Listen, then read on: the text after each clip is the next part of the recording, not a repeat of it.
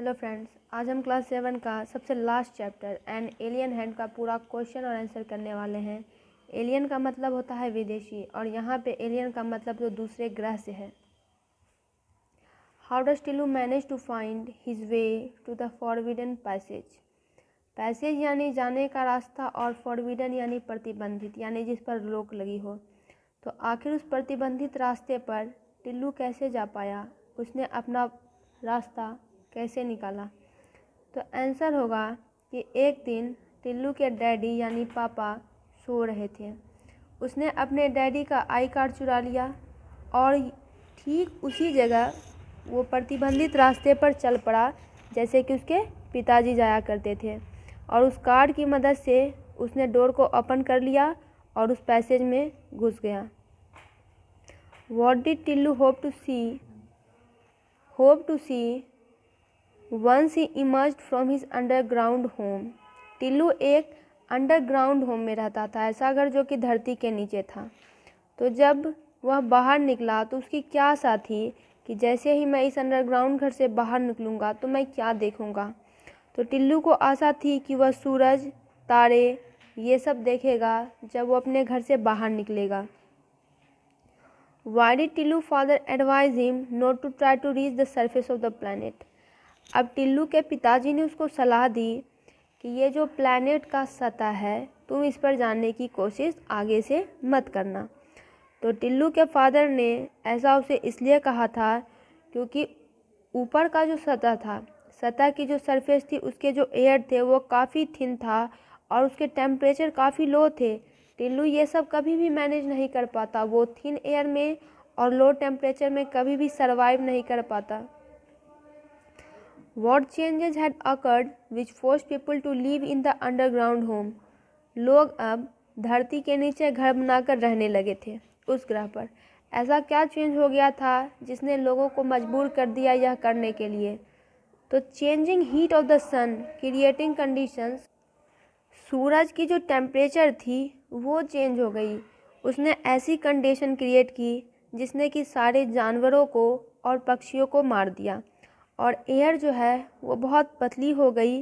और human being अगर वैसे टेम्परेचर में रहते, वैसे क्लाइमेट में रहते तो उनकी मौत तय थी, वो फ्रीज होकर मर जाते। Why was everyone in the control room greatly excited। Control room यानी नियंत्रण कक्ष। नियंत्रण कक्ष में सभी लोग बहुत ही उत्साहित थे। ऐसा क्यों था? तो कंट्रोल रूम में सभी लोग बहुत ही एक्साइटेड थे क्योंकि उन्होंने 2 स्पेस क्राफ्ट को अपने ग्रह की तरफ आते हुए देखा था। Was the space craft manned और अनमैन्ड। और ये जो इस स्पेस क्राफ्ट यानी अंतरिक्ष यान आ रहा था वो उसमें आदमी था या आदमी नहीं था। और अगर आप ये बात जानते हैं तो कैसे जानते हैं? तो जो स्पेस क्राफ्ट उसके सरफेस पे लैंड हुआ, टिल्लू के ग्रह के सरफेस पे लैंड हुआ, वो अनमैन था, मानव रहित था। इसमें सिर्फ इंस्ट्रूमेंट्स लगे हुए थे, यंत्र लगे हुए थे, और सॉइल के सैंपल को एक मैकेनिकल हैंड यानी मशीनी हाथ कलेक्ट करने की कोशिश कर रहा था। What did number 1 and number 2 suggest should be done about the alien spacecraft. अब सुरक्षा नियंत्रण कक्ष में बहुत सारे लोग थे और सब इस पर नज़र बनाए हुए थे। तो नंबर 1 और नंबर 2 ने क्या सजेस्ट किया कि क्या करना चाहिए इस एलियन स्पेसक्राफ्ट का। तो नंबर 1 और नंबर 2 ने सजेस्ट किया non interference and passive observance, यानी हम इसमें कुछ नहीं करेंगे, इसमें कोई इंटरफेयर नहीं करेंगे, हम इसमें अपना कोई भी काम नहीं करेंगे। ये जैसे आया है वैसे ही इसको होने देते हैं और सिर्फ हम इस पर निगरानी बना के रखेंगे। What do you think the mechanical hand was trying to do। आप क्या सोचते हैं कि यह मैकेनिकल हैंड क्या करने की कोशिश कर रहा था? तो वह मैकेनिकल हैंड जो कि एलियन स्पेसक्राफ्ट से यानी विदेशी स्पेसक्राफ्ट से निकला था, वो यहाँ के सॉइल के सैंपल ले रहा था from the surface of Mars. यानी ये जो घटना हो रही है ये मार्स पर हो रही है, इसके मिट्टी के सैंपल लेना चाह रहे हैं अर्थवासी, और ये पता करना चाह रहे थे कि क्या सचमुच वहाँ पे कोई जीवन है या नहीं। Tillu pressed the red button and the damage was done. What was the damage. Tillu ने लाल बटन को दबा दिया और नुकसान हो गया। ये नुकसान क्या था? तो टिल्लू ने लाल बटन को दबाया और ये उसके डैडी थे जो इसने उसे फिर से न्यूट्रल बना दिया, लेकिन नुकसान हो चुका था। मैकेनिकल हैंड काम करना बंद कर चुका था और ये इनएक्टिव हो गया था, क्योंकि टिल्लू के पापा ने टिल्लू को बहुत पहले ही समझाया था कि ये जो इतने सारे बटन यहाँ पे रखे हुए हैं, अगर इस बटन की मदद से आप इस जगह की किसी भी चीज़ को इनएक्टिव कर सकते हैं। तो टिल्लू खुद को रोक नहीं सका और उसने बटन दबा दिया। थर्ड है, where had the spacecraft come from? वो अंतरिक्ष यान कहाँ से आया था? तो ये स्पेस क्राफ्ट नासा के द्वारा भेजा गया था, धरती से आया था। नासा का फुल फॉर्म होता है national aeronautics and space administration, जो कि अमेरिका में है।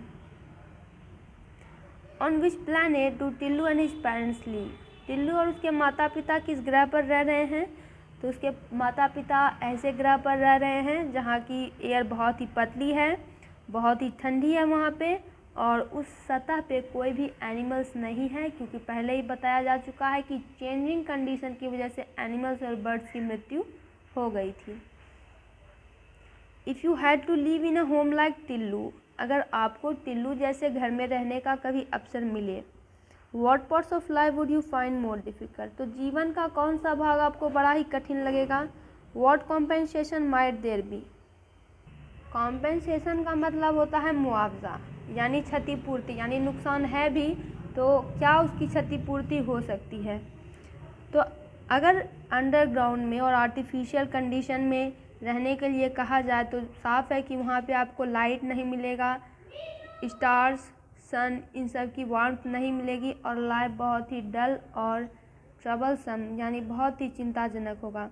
ऐसे घर का सिर्फ एक ही मुआवजा हो सकता है कि आप बहुत ज़्यादा सेफ रहोगे, सिक्योरिटी रहेगी, और लाइट और हीट जो है बहुत ही कंट्रोल रहेगी, नियंत्रण में आपके पास ये सब पहुँचेगी। What if anything might drive mankind to make their homes underground? अच्छा, ऐसा कौन सा कंडीशन हो सकता है जिससे कि मानवों को अपना घर अंडरग्राउंड में बनाना पड़ेगा?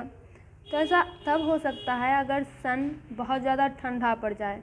तो जीवन कैसे चलेगा यहाँ पे? सब चीज़ें धीरे धीरे गायब होने लगेगी, फ्रीज होने लगेगी, पक्षी जानवर सब फ्रीज होते होते मर जाएंगे, टेम्परेचर फ्रीजिंग पॉइंट के नीचे चला जाएगा, और ऐसे कंडीशन में लोगों को अंडरग्राउंड घर बनाकर रहना पड़ेगा, जहाँ पर कि उसे निश्चित यानी कंट्रोल ऑक्सीजन मिलेगी, लाइट मिलेगी, हीट मिलेगी।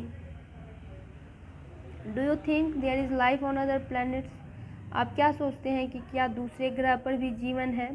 Can you guess what kind of people there may be on them? और क्या आप अनुमान भी लगा सकते हैं कि वहाँ पे कैसे मानव पाए जाते हैं, हमारे जैसे हैं भी या नहीं, और किस कंडीशन में वो हमसे अलग हैं? तो ये बात है कि साइंटिस्ट जो है बहुत ही कोशिश कर रहे हैं कि क्या जीवन का कोई भी अंश दूसरे प्लैनेट्स में मौजूद है जो कि सूर्य के इर्द गिर्द है, और बहुत उन्होंने अंतरिक्ष यान भेज कर भी देखे हैं, मून पर भेजे हैं, मार्स पर भेजे हैं, वहाँ के सॉइल के सैंपल कलेक्ट किए हैं और उनके फ़ोटो भी लिए हैं, स्नैपशॉट यानी फ़ोटो खींचे हैं, लेकिन कंफर्म कि वहाँ पे लाइफ है ये तो अभी तक कंफर्म नहीं हो पाया है कि वहाँ पे जीवन है या नहीं। और लोग वहाँ पे कैसे होंगे? तो बिल्कुल ऐसा हो सकता है कि वो हमसे अलग हों, उनका इन्वायरमेंट स्ट्रेंज हो सकता है और अनफ्रेंडली इन्वायरमेंट हो सकता है। अर्थ पे तो फ्रेंडली इन्वायरमेंट है, लेकिन वहाँ पे हो सकता है अनफ्रेंडली इन्वायरमेंट हो, वहाँ के लोग निश्चित रूप से हमसे अलग हो सकते हैं। दोस्तों, इसका पूरा क्वेश्चन आंसर कंप्लीट हुआ। इसका फुल समरी भी आप इस चैनल पर देख सकते हैं। वीडियो को लाइक करें, चैनल को सब्सक्राइब करें।